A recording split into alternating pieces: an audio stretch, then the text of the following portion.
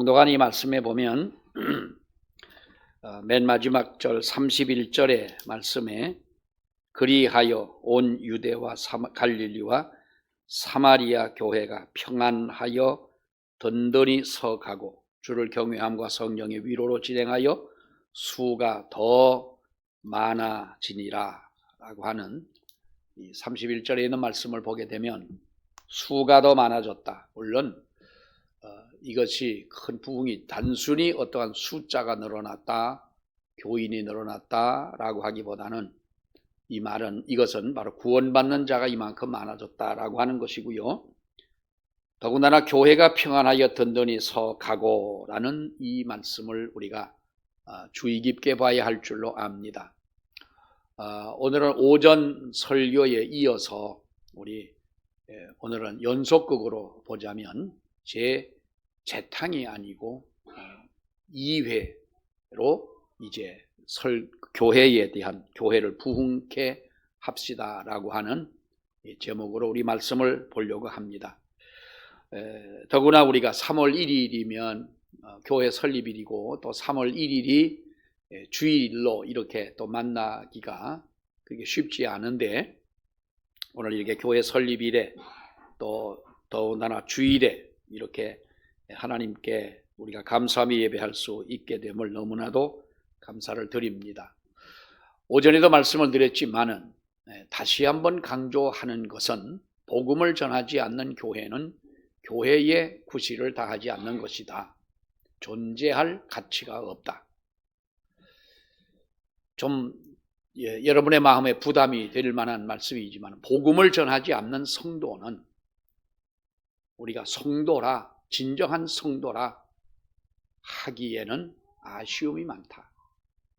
아주 이거 말을 다듬어 가지고 하려니까 이렇게 말씀드리는 건데요. 여러분이 그저 잘 해석을 하시길 바랍니다.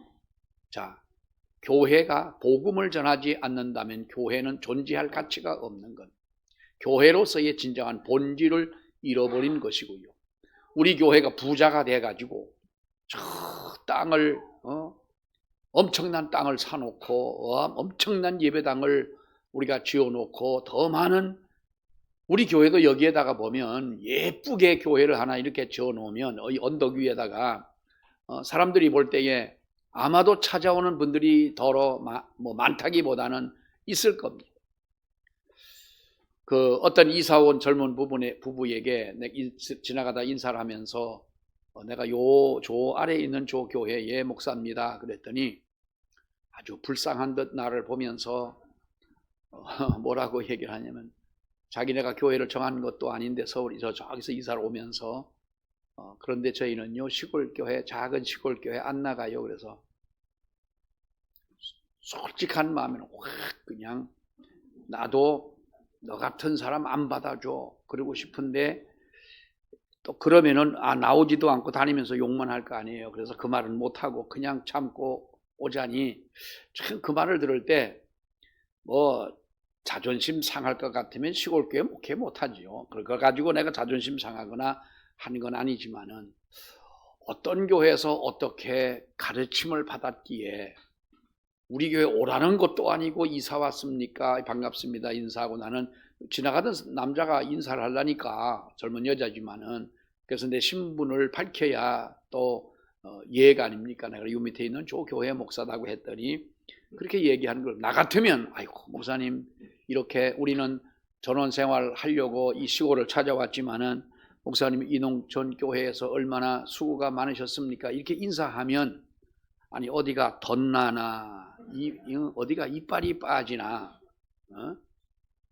참 보면 우리 예수 믿는 사람들이 정말 그렇습니다.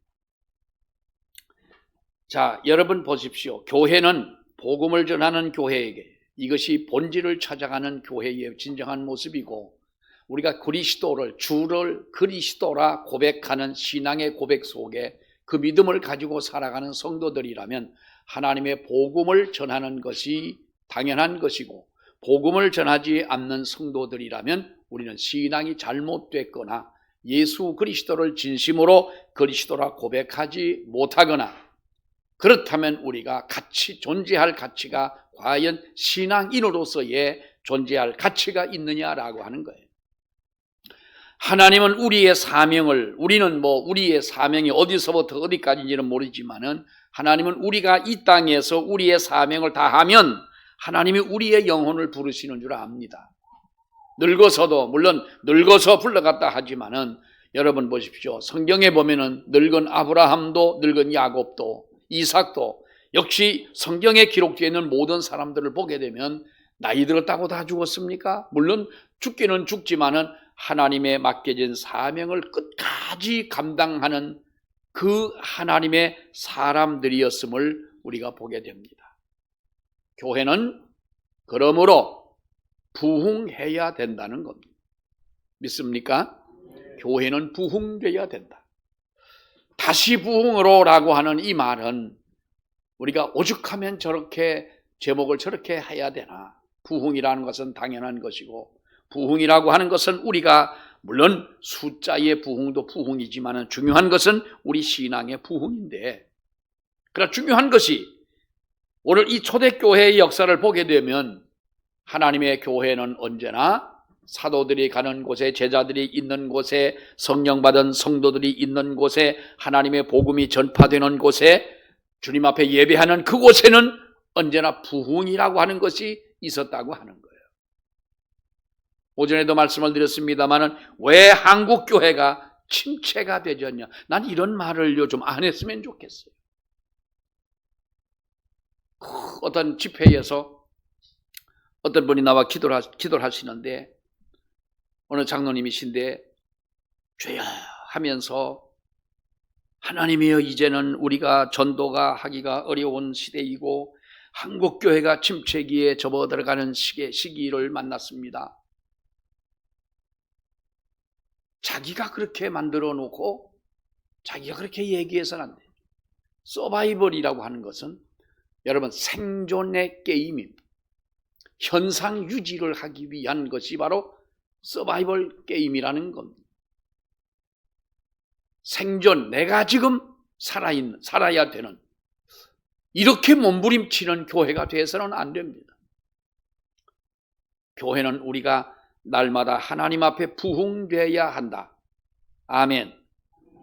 교회의 부흥은 그러면 우리가 어떻게 교회를 부흥하는 것이 진정한 부흥이냐라는 거예요.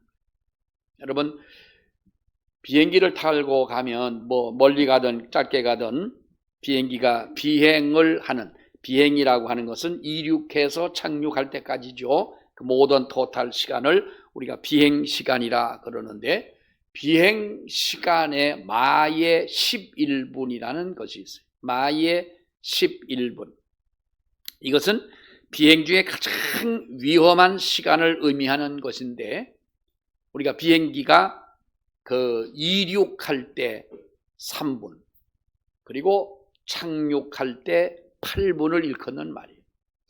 비행기가 활주로로 갈 때는 천천히 가지 않습니까? 천천히 가서 이제 이륙하려고 하는 그 활주로 끝에서 뭐 합니까? 비행기가 엔진을 총 가동을 해가지고 막 흔들릴 만큼 최고의 속력을 내고 달려서 비행기가 올라갑니다. 이것이 3분이라는 겁니다. 그런데 착륙을 할 때는 서서히 비행기가 갑자기 턱 내리면 어떻게 하겠어요? 그러니까 이 바퀴가 땅에 닿는지 안 닿는지도 모를 만큼 그 착륙을 하기까지는 고도의 기술도 있어야 되지만 그 8분이라고 하는 시간이, 그래서 뜨고 내릴 때에 이것이 바로 마의 11분이다 그러는데 실제 비행기 사고를 나는 걸 보면은 비행기 사고의 74%는 이 마의 11분 내에 포함되어 있다라는, 그 시간 내에 발생한다는 이 통계를 볼 때 이때가 가장 위험한 시간이다라는 것이고요. 왜 그 마의 11분이 위험하냐? 이건 우리가 다 잘 아는 이야기 아니겠습니까? 여러분, 교회가 부흥하는 것도 우리가 비슷한 과정이 있다라고 볼 수가 있습니다. 교회가 가지고 있는 모든 힘을 집중해야 하고, 그리고 사실 우리가 이륙을 해서 어느 정도의 고도에 올라갔다 할지라도 비행기는 거기가 안정권이라 할 수는 없지 않습니까? 착륙할 때까지, 목적을 이룰 때까지 우리는 이렇게 비행을 하게 되는데, 물론 이제 이륙을 해서 정상 궤도를 올라가게 되면 안정권에 도달했다 이렇게 이야기합니다만은, 그 조건을 유지하기까지 우리 교회도 역시 마찬가지라고 하는 거예요. 하나님의 교회가 이 땅에 생겨집니다. 어떻게 하든 하나님의 교회가 생겨져서 성도들이 모이고 하나님 앞에 예배하고 하나님을 영화롭게 하고, 이렇게 교회로서의 진정한 그 어떠한 본질을 찾아서 갈 때에, 우리 성경에 보게 되면 모든 성도들이 힘을 집중해서 함께 지고 가야 할 일들이라는, 짐이라는 거죠. 그러니까 너희는 너희의 십자가, 내 십자가를 내가 지고 가라 라는 말씀도 있지만, 우리가 함께 져야 할 십자가가 또한 있는 것처럼 교회는 여러분 그래야 된다는 것입니다.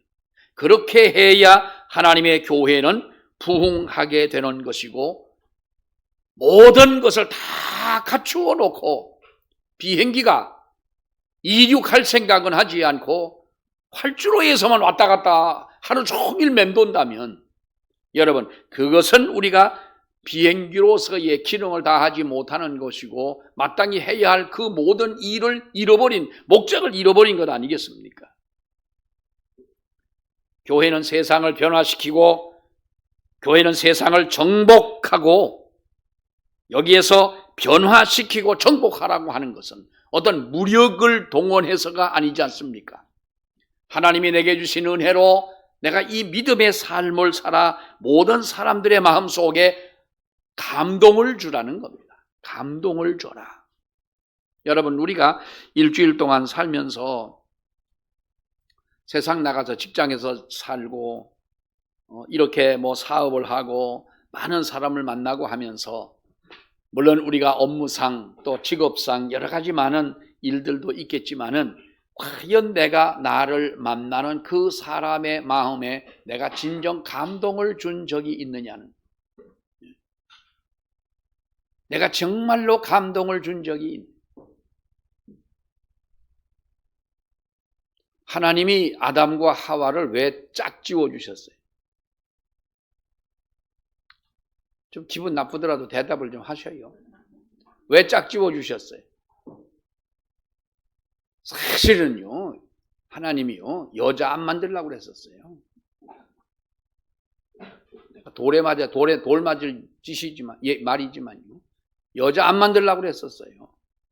아담만 만들어 놓고 날 닮아라 하려고 했는데, 가만히 보니까 외롭거든. 그러니까 갈빗대를 뽑아가지고 여자를 만들었잖아. 안 만들려고 했던 건 사실은 아니요. 여자가 너무 귀하기에 아담은 보초병처럼, 이렇게 호위병처럼, 비서처럼 먼저 만들어 놓고 너무 귀한 여인을 만드신 거예요. 좀 귀한 말을 들었으면 좀 아멘 좀 하셔요. 아멘 하면 무슨 망하나? 내가 아멘 한 번 할 때마다 돈을 달라고 그랬나? 밥을 사달라고 그랬나? 자, 우리가 여러분, 하나님 돕는 배필로 만들었다는 거죠. 좀 이게 비유하기는 좀 대단히 미안합니다만은, 애완견을 왜 기릅니까? 집에서 강아지를 왜 길러요? 네? 개 꼬리 치는 것 때문에 반해가지고 강아지 기르는 거예요. 그것도 없으면 잡아먹어야지. 요만한 거 잡아먹고 뭐 하겠어? 말이 그렇다는 얘기예요. 강아지를 기르는 분들을 보면 강아지한테 미치는 거예요. 난 참 그걸 보면, 나는 그걸 보면 미치겠는 거예요. 미안해요, 강아지 기르시는 분들. 우리 집에도 개가 2마리가 있긴 한데요, 어쩌다가 어떻게 우리 집까지 오긴 왔는데, 미안한 거는, 여러분 보시죠. 그 고양이나 강아지들이 애교를 부리는 그것 때문에 그 주인은 기르는 거예요. 밥만 먹고 똥만 싸고 성질 더러 이를 내밀고 짓기나 해보세요. 그거 기르겠습니까? 안 하거든요. 자, 이렇게 비유해서 대단히 미안합니다만은 두 부부를 만드신 것은요, 감동을 하라고 부부를 만드셨어요. 감동을 주라고, 따지지 말라고, 좀 큰 소리 치지 말라고.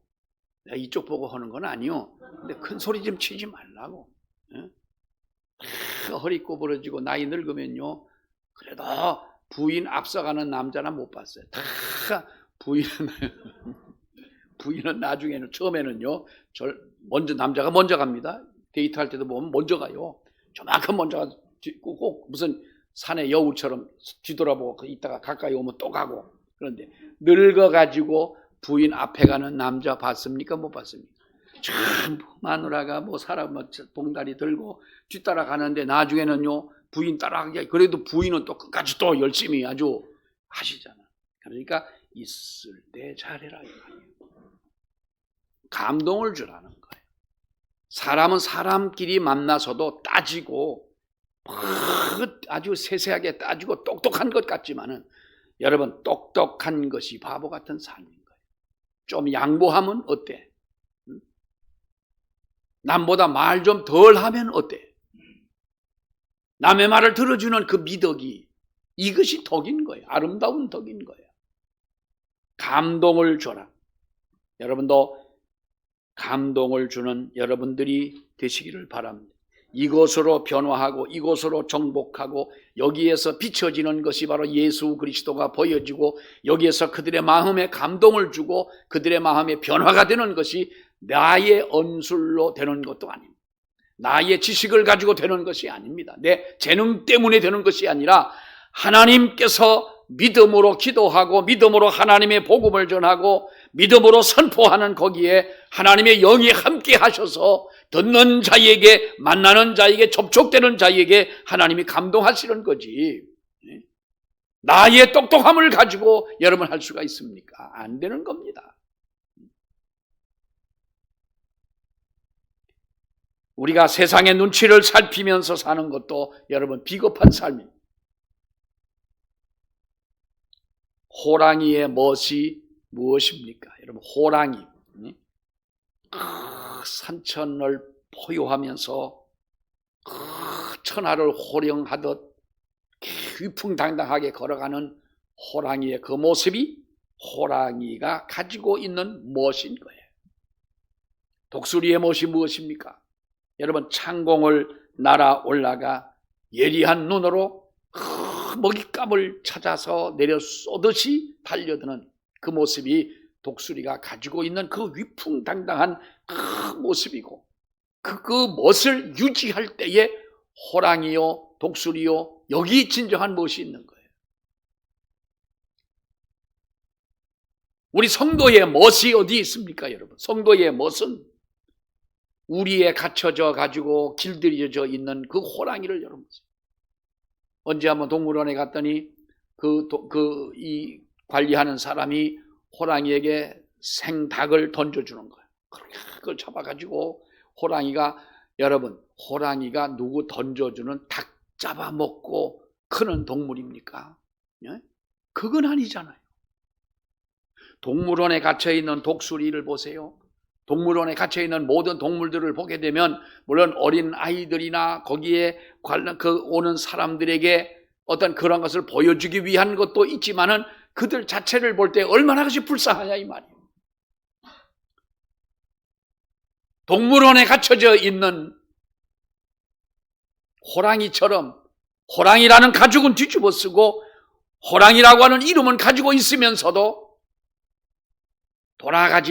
산천으로 돌아가지 못하는 이 호랑이처럼 우리가 살아서는 안 된다는 거죠. 제가 언제도 얘기했습니다만, 호랑이가 어느 날 배가 너무 고파가지고 길가에 쭈그리고 앉아 있다가 지나가는 토끼를 탁 잡았어요. 토끼가 어떻게 했어요? 눈을 동그랗게 새빨갛게 뜨고는 나야 임마! 깜짝 놀래가지고 탁 났어요. 그 다음에 또 너무 배가 고파가지고 또 다시 잡았는데 또 그놈인 거예요. 이 토끼가요, 나중에 뭐라 그랬냐면, 뭐라 그랬어요? 너 소문 다 났어, 임마. 이빨도 없고, 힘도 없고, 네가 나를 잡았지만 나를 잡아먹을 수 있는 이빨이 없다, 이 말이 네 소문 동네 다 났다? 만약에 우리 곡숙교회가 이런 소문이 난다면 그 교회를 평생 다닌 사람이래. 곡숙교회를 오랫동안 다닌 사람이래. 그런데 그 사람은 이빨도 없고, 우리 지금 이 치아를 가지고 말하는 게 아니요, 능력도 없고 전도도 안 하고 그저 교회만 다니는 사람이래. 이빨 빠진 호랑이처럼 소문만 난다면 여러분 안 됩니다. 이런 교회는 부흥할 수가 없다는 겁니다. 자, 우리가 하나님의 교회를 부흥시키기 위하여 우리는 여러분 하나님 앞에 열심을 다하는 일꾼이 되어져야 할 줄로 믿습니다. 우리가 교회 일을 하다 보면 정말 그렇지 않습니까? 모든 사람이 일하는 것이 아니다는 거예요.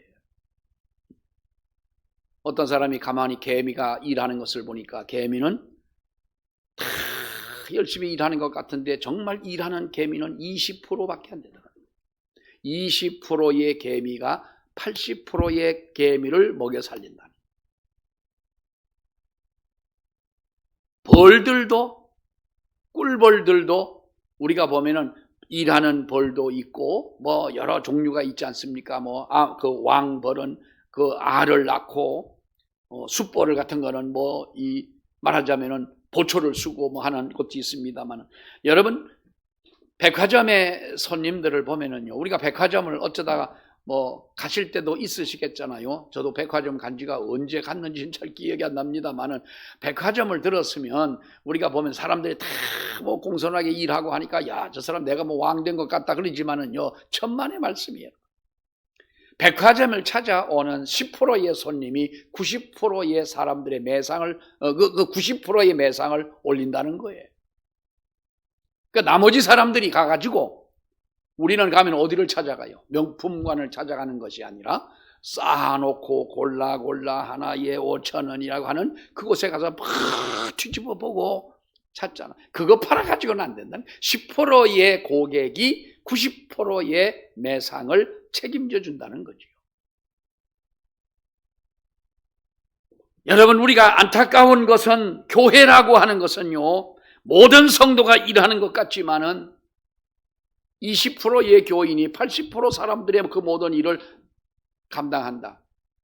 이것이 미국의 어느 신학자의 통계로 여러분 발표됐던 이야기이기도 해요. 이것이 꼭 맞는다라고 할 수는 없지만은, 정말로 우리가 볼 때에 반대하는 사람도 있고 방관자도 있고 정말로 예배를 드리긴 하지만은 우리가 아무런 나에게 관심이 없이 마음 가지고 있는 분들도 없지 않아 있습니다. 소수의 헌신된 자들에 의하여 교회의 이런 진척이 되어진다는 거예요.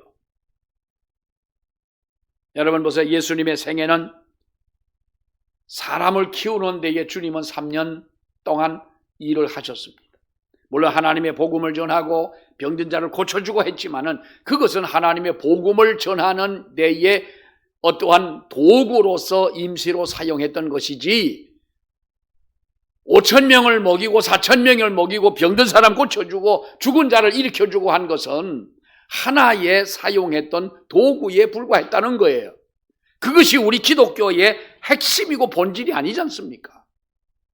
예수님은 사람을 키우셨어요. 그런데 12명의 제자를 주님이 세우셨잖아요. 그 중에 하나는 자기 선생을 팔아버린 가룟 유다도 있긴 합니다만은, 여러분 12명의 제자를 훈련시키고 철저하게 동고동락을 하면서 훈련을 시킵니다. 그 12명의 제자가 우리가 보면은 120명의 성도가 마가 다락방에 기도할 때에 함께 했지요. 그러면 여러분 보세요. 12명의 성도들이 모여서 하나님 앞에 기도할 때에 하나님의 성령이, 약속하신 성령이 임하고 불의 혀같이 갈라지는 역사가 나도록 비둘기같이 성령이 임했고, 그들이 방언을 말하고 가슴이 뜨거워서 하나님의 복음을 전하잖아요.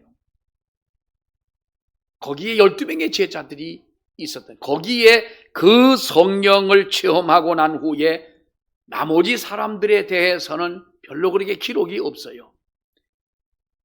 때로는 주님이 십자가에 달릴 때 너무나 두려워 인간적인 마음으로 도망을 가기도 했지만 성령 받은 후에는 그들은 목숨을 걸고 하나님의 복음을 전하는 정말로 진정한 사도의 모습으로 바뀌어진 거예요.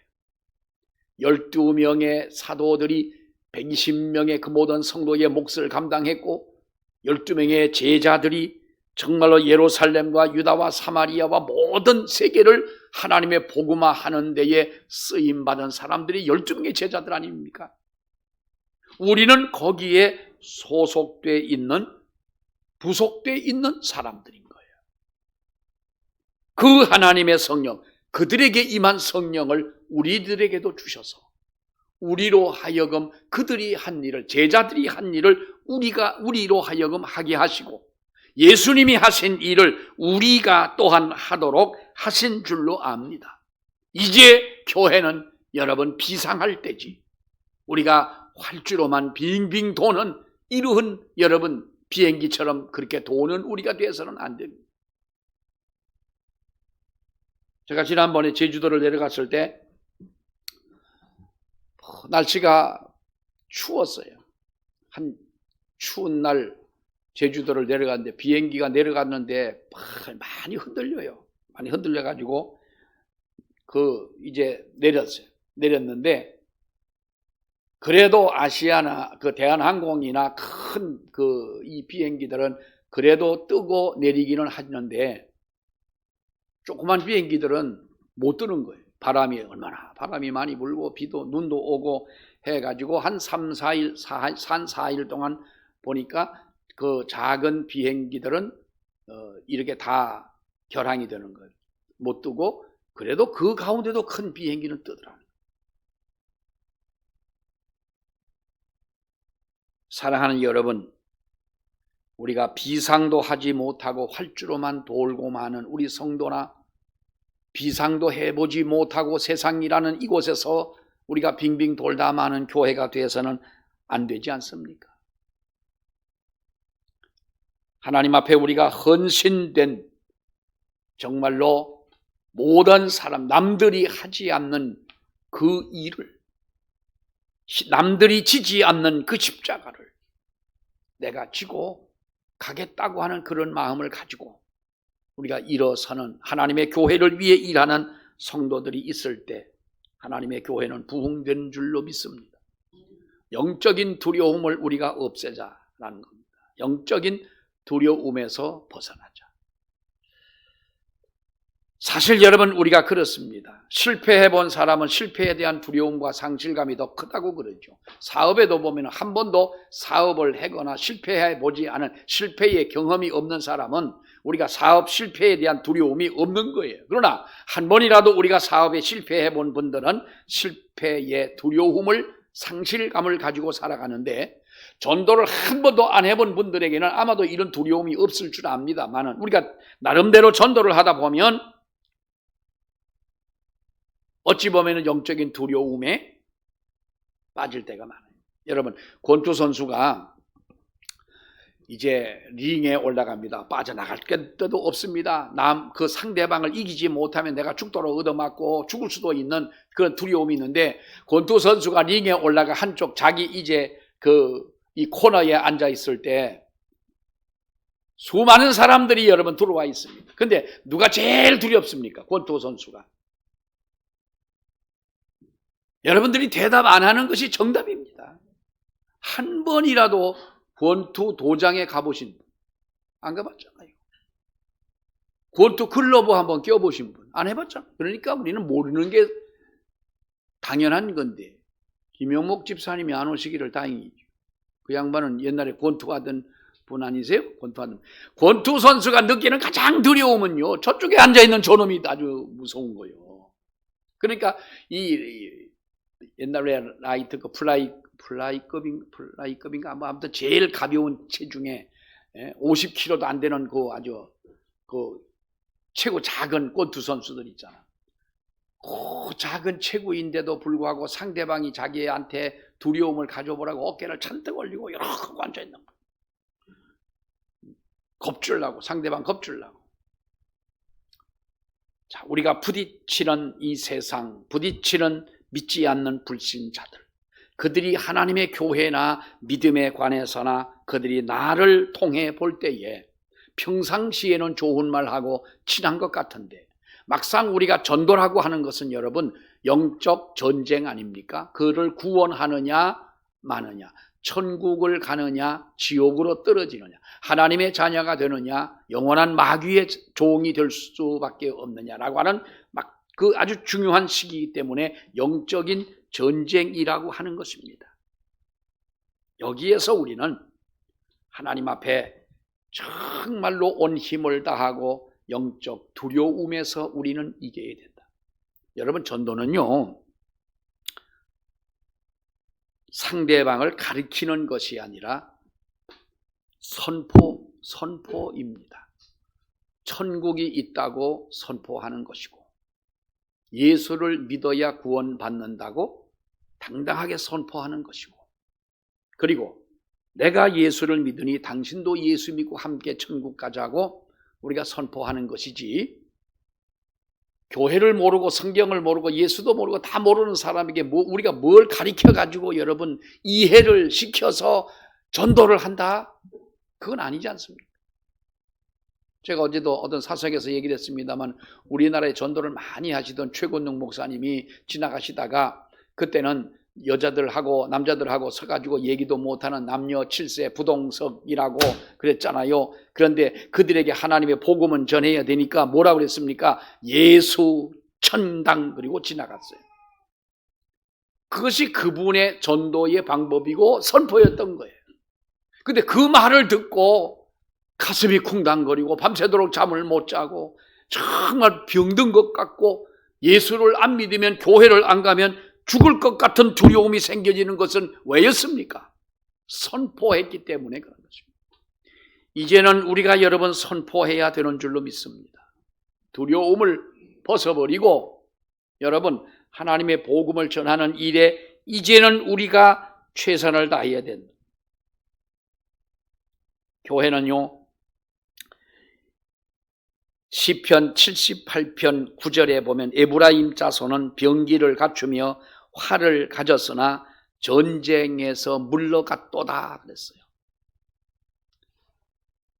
적군과 대치 상황 중에서 있는데 가장 정예의 부대가 뒤로 빠져 철수를 했다는 거예요. 말하자면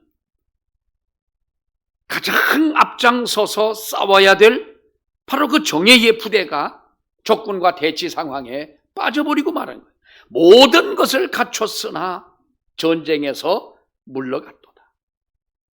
사사기 7장에 보면 기드온이 300명의 군사로 미디안 군사 13만 5천 명과 싸워서 이기지 않습니까? 여러분, 이게 가능한 일이겠어요? 그러나 하나님이 300명만 남기라고 하신 이유가 무엇입니까? 그것은 여호와 니시라는, 여호와 승리라는 거예요. 여호와 승리는 어떤 숫자나 병기에 있는 것이 아니라 전쟁의 승리는 오직 하나님께 달려 있는 것이다. 인간을 의지하지 말고 하나님만 의지하는 우리가 되어야 된다. 교회가 부흥하려면 사탄이 여러분 방해를 합니다. 사탄의 시험도 병행을 하죠. 우리가 성경에 보면은요, 사무엘상 17장에 보면 골리앗의 위세에 눌려가지고 사울 왕이나 이스라엘 백성들이 벌벌 떨고 있을 때 양을 치던 목동이었던 다윗이 그 전투에 참여를 하려고 결심을 합니다. 그런데 그래서 이제 그 다윗이 사울 왕 있는 곳으로 이 골리앗이 있는 곳으로 오지 않습니까? 그러니까 그 형들은 그 전투에 참여를 하고 있었습니다. 그런데 그 다윗의 어떤 그 전의를 꺾어버린 것이 누구였습니까? 골리앗이 아니고 우리가 보면은 다윗의 맏형이었던 엘리압이라고 하는 그 이새의 아들이, 다윗의 형이 뭐라고 말합니까? 맏형 엘리압이 노를 바라여 이르되 네가 어찌하여 이리로 내려왔느냐? 들에 있는 양들은 누구에게 맡겼느냐? 나는 네 교만과 네 마음의 완악함을 아노니 내가 전쟁을 구경하러 왔도다. 생사의 결단을 하고 이 전쟁에 참여하려는 이 동생을 격려하지는 못할 망정 오히려 화를 내는 거예요. 교회가 부흥하려면요 꼭 엘리압 같은 사람이 꼭 있습니다. 우리가 교회를 찾아올 때에 오죽하면 교회를 찾아오겠어요. 말하자면. 그러면 우리가 어떤 사람이라도 위로하고 어떻게 하든 저 사람이 시험 들지 않고 믿음에 바로 서서 하나님 나라 갈 때까지 정말로 바른 믿음 생활할 수 있도록 이렇게 이끌어주는 역할을 하는 것이 당연한 것이고, 이것이 여러분 우리가 어떻게 보면은 동지를 구하는 것이요 구원하는 일 아닙니까? 우리가 하나님 앞에서 하나님이 기뻐하실 주의 성도, 하나님의 교회가 부흥하는 데에 우리가 마땅히 거기에 쓰임받을 수 있는 우리들이 되어야 된다는 겁니다. 여러분, 길들여진 호랑이나 새장에 갇혀져 있는 새들은 던져주는 먹이나 먹을 줄 알지 야성을 잃어버린 호랑이나 독수리는 아무 기능을 할 수가 없습니다. 오전에도 말씀을 드렸습니다. 복음을 전하지 않는 교회는 교회로서의 진정한 기능을 상실하는 거예요. 하나님이 기뻐하지 않는 교회. 여러분은 아마 평생에 싸우는 교회 구경을 아마 못하셨을 거예요. 참 기가 막힙니다. 교인들이 모여가지고요 싸움을 하는데 한 사람이라도 자기들 편으로 끌어들이려고 어떤 싸움에서 갈라졌어요. 그러니까 갈라져 한 편은 본당에 가서 예배드리고 한 편은 저 지하실 그 식당에 가서 예배드리면서 예배드리고 나오면서 이 계단으로 나오다 보면 이렇게 만나잖아요. 이렇게 그러면요 눈이요 무슨 눈이라고 그러지? 에? 쳐다보는데 똑바로 떠도 별로 이쁘지도 않을 텐데 그 눈 가지고 이렇게 눈을 이렇게 해가지고 서로 사탄이라는 거예요. 서로 사탄이라고. 참 교회가 여러분 이거는요 어떤 의견이 달라서가 아닙니다. 이것은 사탄의 역사입니다. 믿습니까? 여러분은요 주님 오실 때까지 교회에서 누구하고 싸우지 마시기를 바랍니다. 싸우는 교회 혹시 견학은 가볼 수 있어요. 그런데 그 별로 은혜가 안 돼요. 하나님의 그러한 교회들을요 다 무너뜨리고요 없애버리십니다. 우리 여기 선교사님도 계시고 목사님들도 계시지만은 우리가 여러분 그런 교회 얼마나 봤습니까? 복음을 전하지 않는 교회는 교회 존재에 가치가 없는 것이고, 대단히 미안합니다. 복음을 전하지 않는 성도는 역시 마찬가지입니다. 우리가 해야 할 일은 가장 중요한 것은 하나님의 복음을 전하는 것입니다. 한 영혼이라도 구원하자는 열정이 내 가슴 속에 식지 않도록 해야 되는 것입니다. 그래야 교회는 부흥하게 되는 줄로 믿습니다. 언제나 내 마음속에 이 열정, 이 온보가 식지 않도록 해야 된다. 한 가지 제가 팁을 하나, 좋은 팁을 알려드릴게요. 커피가 제일 맛있을 때가 몇 도입니까?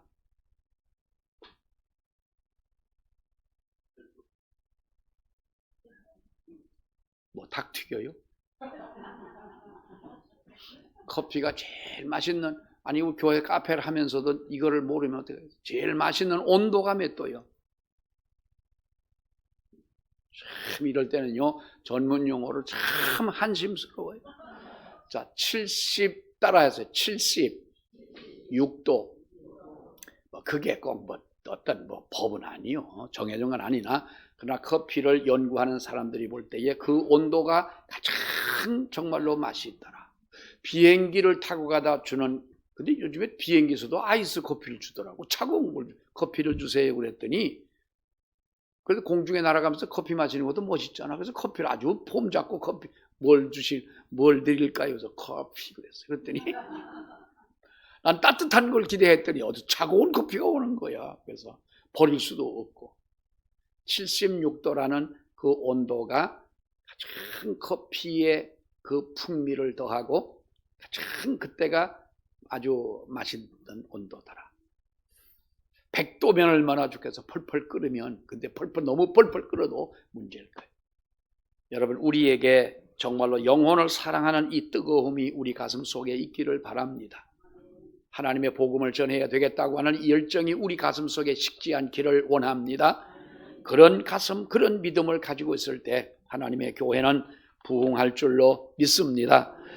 기도하겠습니다. 고마우신 아버지 하나님, 사도들의 목숨 걸고 복음을 전하는 그 열정 때문에 가는 곳마다 하나님의 교회가 세워지게 되고 수가 자가 점점 구원받은 자가 늘어나며 하나님의 교회가 부흥되는 역사를 저희들이 보면서 아버지여, 지금까지도 우리 교회가 하나님 은혜 가운데 왔지만 주님 오시는 날까지 가슴에 구원의 열정을 가지고 있는 성도들을 통하여 하나님의 귀한 일을 감당하시고 또 부흥케 하실 것을 믿으며 우리가 이와 같이 영원 구원을 향한 우리의 가슴이 뜨거운 가슴으로 아버지 앞에 살아가기를 주여 원합니다.